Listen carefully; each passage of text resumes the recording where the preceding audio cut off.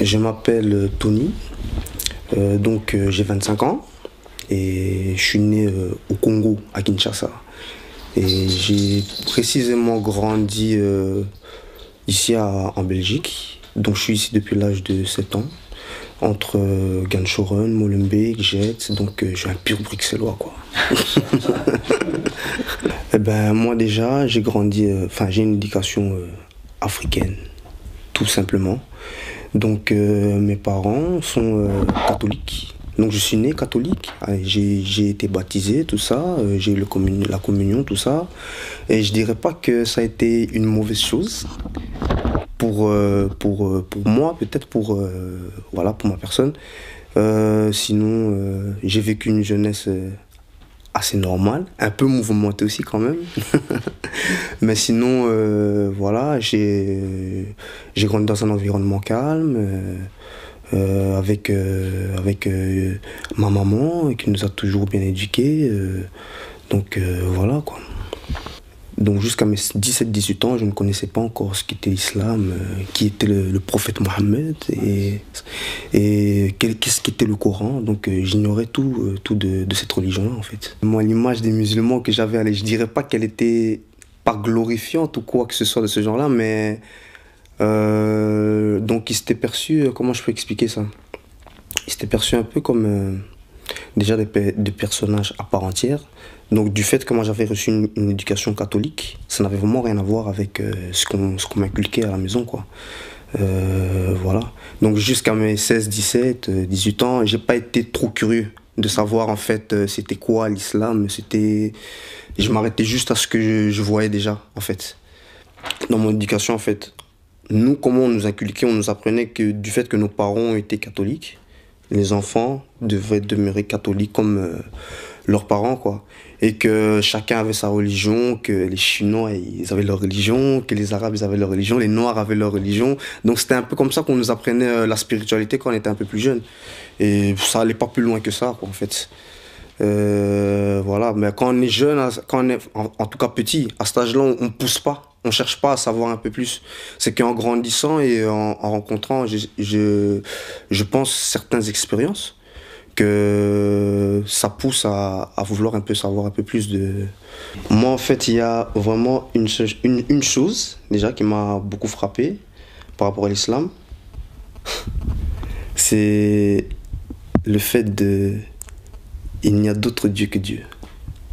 Alors ça, c'était la première chose qui m'a frappé dans l'islam. Parce que nous, quand on était petits, on nous apprenait dans le christianisme que voilà, qu'il y avait Dieu, que Jésus était le Fils de Dieu, et que voilà, c'est comme ça que nous, on a grandi.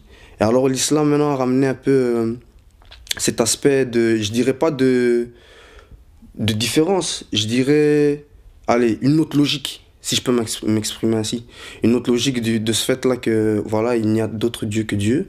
Alors, moi, ça m'a frappé et ça m'a poussé à réfléchir un peu. J'ai voulu un peu chercher qu'est-ce que ça voulait dire, il n'y a d'autre Dieu que Dieu. Et par rapport à toutes mes recherches, j'ai tout simplement été, allez, comment je peux expliquer ça? Ébloui un peu, si je peux dire. Ébloui un peu et...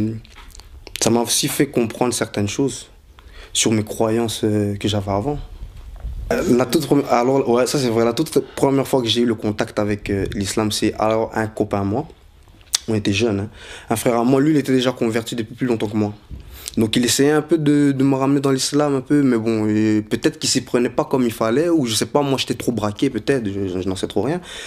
Et alors un jour, il m'a ramené à la mosquée, dans une mosquée près de chez lui. Et quand je suis rentré à la mosquée, ouais, j'étais déjà tout excité, déjà un peu, hein, parce que c'était quelque chose de nouveau pour moi, je connaissais pas tout ça, hein, tu vois, j'étais un peu tout excité.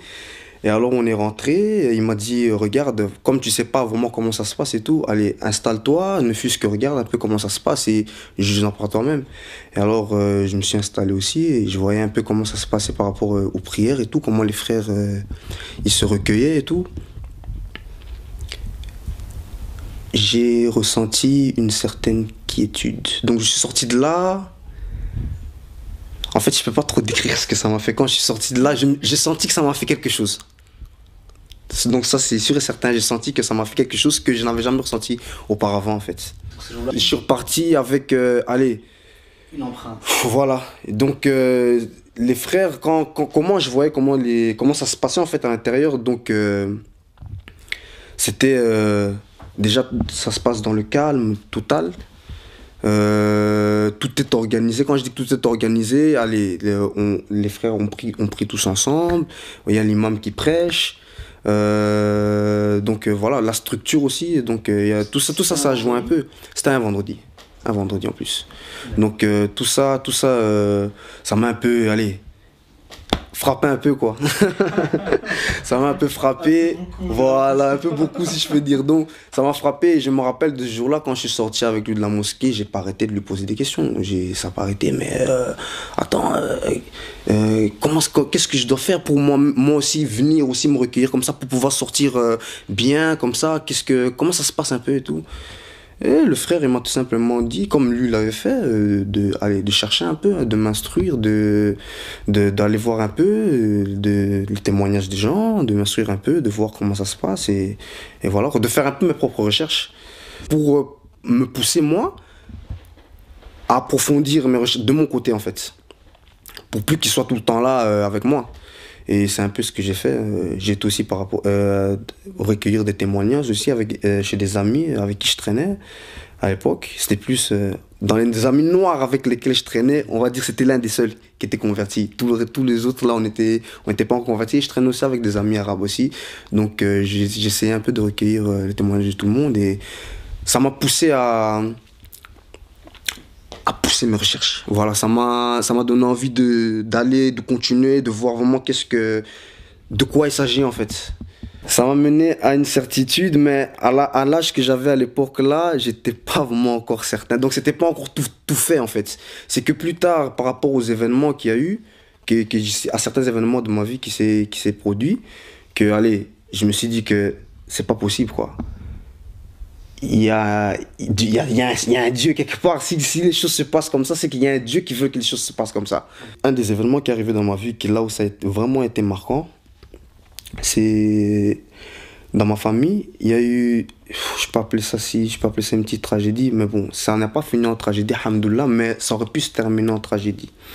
Donc c'est l'histoire de mon petit frère. Mon petit frère, à l'époque, là, il avait, allez, peut-être 4 ans, 5 ans. Et alors on habitait à Molenbeek, et dans les bâtiments à Météo, là, dans les bâtiments. Et on habitait assez haut, au 6e étage. Et alors, ce qui s'est passé, c'est que moi, je n'étais pas là avec lui, en fait. Il était resté là-bas à la maison avec mon père. Et il y a eu une tragédie. Donc il est tombé, en fait. Tombé de la maison, donc du 6e étage, jusque par terre, quoi. Et alors, quand on m'a appelé pour m'annoncer ça, j'ai tout de suite cru le pire. Je me suis dit, ah, j'ai perdu mon petit frère. En plus, c'est arrivé, je suis loin de lui, je suis même pas là. Donc, qu'est-ce qui va se passer et tout? Alhamdoulilah. Il a juste eu une épaule cassée. Il a juste eu une épaule cassée. Et alors, à ce moment-là, moi, j'ai commencé à réfléchir, mais je me suis fait, mais... Oh. Le petit, il est tombé du 6e étage. Il a juste une épaule cassée. C'est que c'est Dieu alors qui a peut-être voulu qu'il n'ait juste qu'une épaule cassée. Donc Dieu est là en fait. Et que s'il veut que sa volonté soit faite, sa volonté va être faite de toute manière. Et nous les hommes, nous sommes juste là pour aller contempler ça d'une certaine manière et glorifier ça aussi. Alors à ce moment-là, je me suis dit ça y est quoi. Il n'y a qu'un seul Dieu. Il n'y a qu'un seul Dieu et que c'est lui qui décide de tout ce qui se passe. Il n'a que des messagers en fait pour pouvoir faire que sa parole existe, sa parole persiste. Mais c'est lui. C'est lui. Il n'y en a pas un comme lui ou quoi que ce soit. C'est lui en fait qui décide de tout. Et alors à partir de ce moment-là, je me suis dit bon, je vais un peu m'approfondir dans l'islam, chercher un peu parce que cet événement-là, comme ça, c'est pas pour rien que ça m'arrive aussi dans ma vie. Tu vois, ce que je me suis dit aussi. Et ça a vraiment été l'événement marquant pour moi qui m'a poussé vraiment à aller vraiment dans l'islam et approfondir un peu mes recherches là-dedans, quoi. Pourquoi l'islam? Surtout pour cette notion de il n'y a qu'un seul Dieu. J'insiste encore, parce que ça, c'est vraiment le truc qui m'a tué, ça. Ça, c'est le truc qui m'a choqué. Parce que nous, quand on était petits, comme je te l'ai déjà dit sans vouloir me répéter, on nous apprenait que voilà, Dieu c'est Dieu, et Jésus c'est le Fils de Dieu, et tel et tel. Mais bon, une fois que tu arrives dans l'islam, déjà, allez, il y a une certaine sagesse comme ça, parce que déjà, on te dit que il n'y a qu'un seul Dieu.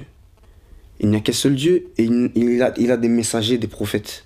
Tu vois? Et il n'y a qu'un seul Dieu. Et alors, pour encore aller plus loin, il n'y a qu'un seul Dieu.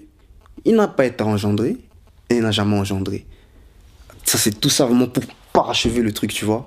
Ça, quand j'ai su ça, vraiment, c'était... Allez, c'est tout, quoi. Donc, je dois vraiment me lancer là-dedans, quoi. Je dois vraiment chercher à comprendre pourquoi... Qu'est-ce qu'il y a de si intense là-dedans pour que je vois des frères et des sœurs qui... Tu vois un peu, donc c'est ça qui m'a vraiment poussé à aller un peu plus loin dans ma démarche. Et alors en apprenant l'islam, j'ai su que finalement, Dieu avait des prophètes. Et Jésus faisait partie de l'un de ces prophètes. De ce fait-là, ça m'a un peu allé. J'étais un peu heureux comme ça de savoir que voilà, dans le christianisme, on traite la chose d'une manière, et dans l'islam, on traite la chose d'une autre manière. Mais je veux dire, sans pour autant s'éloigner de la chose fondamentale, à savoir que Jésus, c'est le messager de Dieu, en fait. Tu vois, tout comme l'a été le prophète, sallallahu alayhi wa sallam, tout comme l'a été Moussa, alayhi salam, tout comme l'a été Nour, tout comme l'a été des autres avant eux. Donc, voilà, quoi. Quand j'ai su que voilà, Jésus faisait partie de ces prophètes, ça m'a un peu... J'étais un peu content. Un peu content de savoir que voilà, de tel côté on parle de lui comme ça, de l'autre côté on parle de lui comme ça, mais quand tu regardes, allez, je suis pas là pour comparer comme ça, parce que ça m'a pas fait le même effet là que là en fait. Si tu vois un peu ce que je veux dire. Donc voilà. Ce jour-là, je me rappellerai toujours, j'étais au restaurant. Au restaurant, là, sur mon lieu de travail en fait. J'étais au restaurant et on était à l'ouverture, hein, donc c'était vers les débuts. Et voilà. J'en parlais déjà à mes patrons. Donc mes patrons savaient déjà que je réfléchissais, je commençais déjà à réfléchir comme un musulman. Mais je n'étais pas encore réellement converti. Allez, je commençais déjà à avoir un peu les gestes, les pensées, mais je n'étais pas encore réellement converti. Donc, ce que je devais faire alors, c'était me convertir, comme on dit, donc shahad, comme on dit plus précisément. Et mes patrons m'ont permis de faire ça, donc c'est là-bas que ça s'est passé. J'ai shahad devant eux, que voilà, j'atteste qu'il n'y a d'autre Dieu que Dieu et que Mohammed sallallahu alayhi wa sallam est son messager. Donc c'était là la première fois que je me suis réellement converti, quoi. Voilà. La première fois que je suis arrivé à la maison, ma mère fait: mais qu'est-ce que tu me racontes, hein? C'est quoi ça, hein? Tu vas devenir terroriste, hein? Ça, en tout cas, ça a été la première réaction de ma mère. Bah, elle n'a pas trop compris en fait qu'est-ce qui se passait, pourquoi j'ai forcément pris ce chemin-là. Allez, j'ai essayé de la comprendre aussi, hein, du fait qu'elle c'était de l'inconnu pour elle. Donc elle connaissait pas trop ça. Et j'ai essayé de lui expliquer, hein, j'ai essayé de lui expliquer que voilà, que ça n'a pas été fait à la légère. Je veux dire, j'ai pris le temps quand même de m'instruire et d'en arriver à ce point-là. Il a fallu quand même du temps pour comprendre et encaisser, mais franchement, allez, au fur et à mesure des mois et des années qui passaient, et comment elle me voyait mon comportement, parce que faut dire aussi qu'avant que je croise le chemin de l'islam, j'étais pas quand même... J'étais pas un garçon hein, calme. Je faisais beaucoup de bêtises quand même, hein. Et je veux dire, le fait aussi de tomber sur l'islam, ça m'a rendu d'une part un peu meilleur, comme ça, de ma personne, hein. Ça m'a rendu un peu meilleur aussi, et ça, elle a dû le remarquer par mes gestes, par mon attitude. Elle a dû le remarquer, et même de ce fait-là, que elle m'a pris un jour, je me rappelle, pendant le mois du Ramadan, c'était mon premier Ramadan, c'était Il y a 3 ans de cela. Il y a 3 ans de cela, il y a 3 ans, on était en 2009. Donc il y a 3 ans de cela, qu'elle est venue chez moi me dire que ça va, je vois que tu t'es calmé un peu, tu es devenu un peu responsable, un peu comme ça. Qu'est-ce qui se passe et toi? Je dis que voilà, j'ai pesé les pour et le contre, je regarde un peu c'est quoi la priorité. Et puis, alhamdoulilah, je suis tombé sur une voie aussi qui me permet aussi de rester, de rester un peu dans cette constance-là, d'essayer d'être meilleur tous les jours, chaque jour que Dieu fait, d'essayer d'être de plus en plus meilleur, quoi. Parce que c'est pas facile. C'est pas facile de devenir un homme meilleur, mais voilà. Avec, avec l'islam, donc c'est comme un outil pour permettre de devenir un peu meilleur, tant dans le spirituel, tant dans le personnel, dans la vie sociale. Donc, à mon avis, elle a dû le remarquer, elle a dû le voir, et voilà, quoi. Au fur et à mesure du temps, elle est devenue un peu plus tolérante avec moi. Donc voilà. Au début, c'était pas simple quand même. Au début, c'était pas simple, comme je t'ai dit, elle comprenait pas. Elle cherchait vraiment à comprendre pourquoi ce chemin-là. T'as su le reprendre par ton comportement. Voilà, par mon comportement, du fait aussi que je l'explique aussi que voilà, ce qui arrive avec mon petit frère, ça m'a secoué un peu. Ça m'a secoué un peu, et puis de ce fait-là, j'ai vu comment mon petit frère était, et comment il parlait, comment il rigolait avec moi et tout. Je me suis dit, oh là, oh là, oh là, là. S'il y a quelqu'un, grâce à quelqu'un ça s'est arrivé, faut aller lui dire, ou bien faut aller le remercier, ou bien il y a certaines manières de le faire, tu vois. Donc, moi, en tout cas, la manière là où je me sens le mieux que j'ai trouvé, c'est celle-là en fait. C'est un peu comme ça que j'essaie de lui faire passer le message, et alhamdoulilah, avec le temps, elle a réussi à l'accepter, quoi. Comme je t'ai dit que je suis ici depuis l'âge de 7 8 ans, là je suis arrivé ici, j'étais avec ma mère en fait, donc mon père il est resté au pays. Du fait que lui là, des milliers de kilomètres, enfin des milliers de kilomètres là, des kilomètres de moi, j'essaye de tout mettre en place pour pouvoir être là face à lui et pouvoir lui expliquer un peu mes choix, lui expliquer un peu mes décisions de vive voix. Le message franchement que je voudrais lui passer, c'est que, allez, je reste toujours le même. Je suis toujours son fils. J'ai pas changé, du moins physiquement. J'ai pas changé, donc allez, c'est que du bonheur, quoi. Je vais dire, voilà, je suis devenu lui-même en me voyant, à mon avis, il pourrait voir que j'ai l'air responsable un peu maintenant, que j'ai certaines priorités maintenant, que j'essaie un peu d'être carré dans ce que je fais, quoi. Et voilà. Ça, c'est le message que j'aimerais lui passer. Parce que ça fait quand même longtemps que c'est lui. Donc voilà, quoi. Je dirais la tolérance par rapport à l'autre. Donc quand je dis par rapport à l'autre, par rapport aux autres, tout simplement, aux autres, que ce soit un chrétien, que ce soit un juif, que ce soit... Donc en fait, moi, l'islam me permet de... Comme par exemple, tout bêtement, je te donne un exemple, hein. On peut être là par exemple dans un débat, on va parler des religions. L'islam maintenant permet d'être un peu patient et d'être à l'écoute pour pouvoir pour pouvoir développer et arriver à un résultat concret. Donc, c'est-à-dire par exemple, si on n'est pas d'accord sur un point, ouais, on va voir pourquoi on n'est pas d'accord sur le point là. Donc moi, je vais te donner mon point de vue, toi tu me donneras mon point de vue, et avec ça, je vais essayer de te comprendre, sans te juger pour autant. Je vais essayer de te comprendre. Alors, donc moi, c'est ce que l'islam m'a apporté un peu. Il n'y a pas que ça, il y a beaucoup d'autres choses aussi, mais ça c'est vraiment une chose que j'avais pas vraiment avant. Que comme on nous avait inculqué que voilà, christianisme, donc je connaissais pas judaïsme, l'islam, je voyais que les Marocains, pour moi, c'était que eux les musulmans. Donc islam, marocain, arabe, voilà, c'était comme ça. Et que les bouddhistes, pardon, c'était les Chinois et tout ça. Mais bon, de ce fait-là maintenant que je suis un peu dans l'islam, ça m'a permis un peu, voilà, même tout bêtement un athée, quelqu'un qui te dit qu'il croit pas en Dieu. Il y en a d'autres qui vont le juger, vont dire, mais c'est quoi ce type-là? Non, ben moi, il va venir, on va s'asseoir calmement. On va parler, on va discuter, je vais essayer de comprendre pourquoi il ne croit pas en Dieu, et je vais lui expliquer pourquoi moi je crois en Dieu. Donc cette patience-là, c'est un peu ce que l'islam m'a apporté aussi. À l'attention des non-musulmans, ce que je pourrais dire, c'est... Faut pas avoir peur d'aller chercher Donc faut pas se braquer. Quand par exemple on ramène un message, faut pas avoir peur d'essayer de comprendre le message, le pourquoi du message, qu'est-ce que peut être l'aboutissement du message.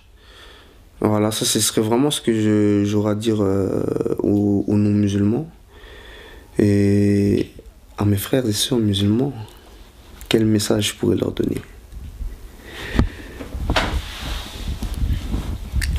Le message que je pourrais leur donner, c'est que la vie, elle est pas facile. La vie d'ici-bas, en tout cas, Hayat ad-Dunya, elle est simple pour personne.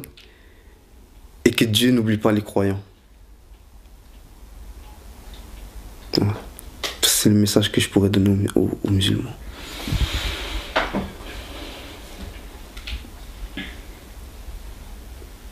Il y a un truc qui m'a frappé alors dans l'islam, c'est le fait de se voiler. Ça aussi, c'est un truc qui m'a remarquablement touché. Pourquoi? Parce que, allez, je me dis, c'est une miséricorde. C'est une miséricorde que voilà, toi, par exemple, tu es une femme, tu pourrais être là n'importe comment, habillée comme tout le monde.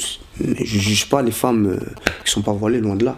Mais je trouve que c'est quand même une miséricorde. Et ça, c'est comme je ne connaissais pas ça auparavant, en venant dans l'islam, j'ai découvert ça aussi. C'est quelque chose qui m'a beaucoup touché aussi. Parce que c'est ça que je disais justement, c'est une miséricorde. Dans le sens que voilà, tu pourrais être là comme ça, mais tu n'es pas là comme ça. Tu prends soin de toi, tu es voilé, tu te préserves en fait. Tu te préserves. Et ça, c'est pas tout le monde qui pourrait être comme ça. Il y a des gens aussi qui pourraient être là. Voilà, c'est pas forcément qu'ils font quelque chose de mal ou quoi, hein, mais voilà quoi, donc ouais, c'est fait là. C'est fait là. Mais sinon, vraiment pour une parole ou quoi, un texte, je ne suis pas vraiment instruit vis-à-vis de ça. Donc pour ne pas dire des bêtises, je préfère pas me prononcer. C'est plus sage à mon avis, je pense. Donc voilà quoi. Un souhait pour l'avenir.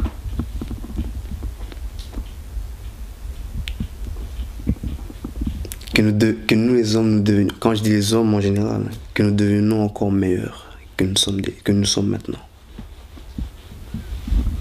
Tant pour les musulmans, que pour les juifs, que pour les catholiques, que pour tout le monde. Qu'est-ce que tu entends par meilleur? Meilleur dans nos agissements, dans nos paroles, dans nos pensées, dans nos intentions. Ouais. Et surtout dans nos intentions. Ouais, c'est mon plus grand souhait vraiment pour l'avenir, ce serait qu'on devienne meilleur.